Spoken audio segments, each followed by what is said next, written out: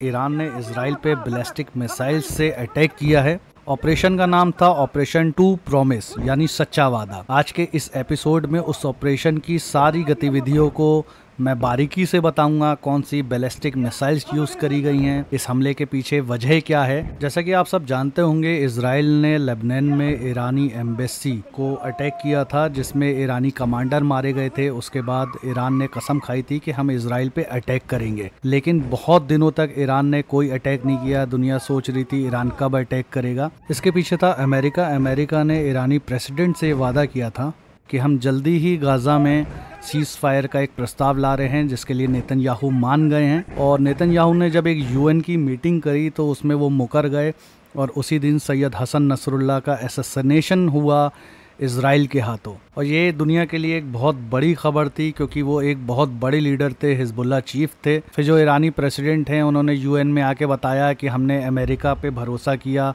और ये हमारी सबसे बड़ी भूल थी। हसन नसरुल्लाह की शहादत के बाद ईरानी जनता सड़कों पे आ गई और अपने प्रेसिडेंट के रिज़ाइन की बात करने लगी। तो दुनिया में बहुत सारे लोगों को लग रहा है जो ऑपरेशन ट्रू प्रॉमिस है, ये ईरानी राष्ट्रपति के कहने पे हुआ है। ये बिल्कुल गलत है। ये हमला ईरान के सुप्रीम लीडर अली खामनाई के कहने पर हुआ है।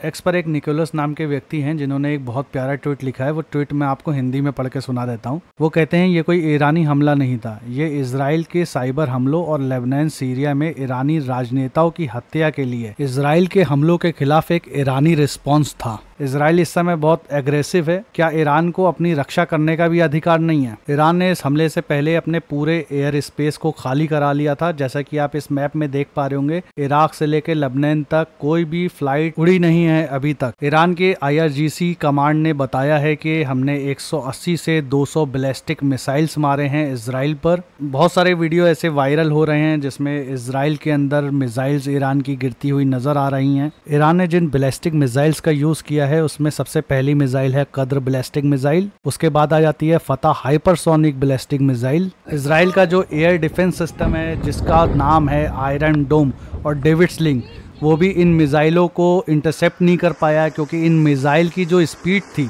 वो थी 18,000 किलोमीटर पर आवर की। इन मिसाइलों को ईरान से इजराइल पहुंचने में सिर्फ 15 से 14 मिनट लगे हैं। IRGC का कहना है कि हमने 90% लक्ष्य जिनको टारगेट करना चाहते थे, उनको हमने टारगेट किया है और अमेरिका और जॉर्डन भी हमारे हमलों को नहीं रोक पाया।